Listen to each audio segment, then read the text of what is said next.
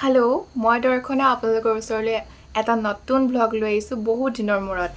আৰু যিহেতু আজি 20 ডিচেম্বৰ অৰ্থাৎ কাইলৈৰ পৰা 21 ডিচেম্বৰ আৰু আমাৰ ইয়াতে সদৌ অসম ভিত্তিক তৃতীয় বাৰ্ষিক শিশু ভাওনা সমাৰোহ পাতিবলৈ গৈ আছে। এইখন হৈছে গুৱাহাটী যোৰহাটৰ বৰহোলাত, অৰ্থাৎ প্ৰত্যেক বছৰে পাতি আহিছে আৰু এইবছৰ হৈছে তৃতীয় বাৰ্ষিক।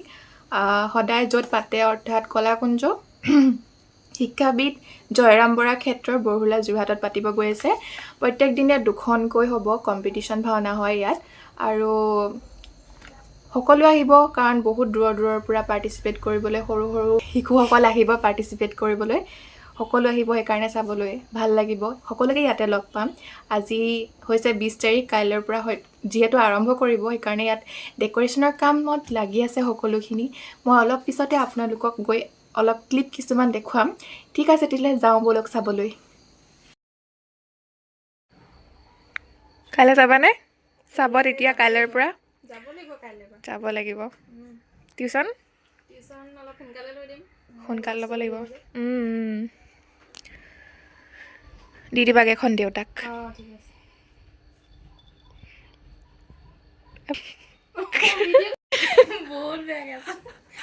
বহুত বেয়াকৈ আছোঁ।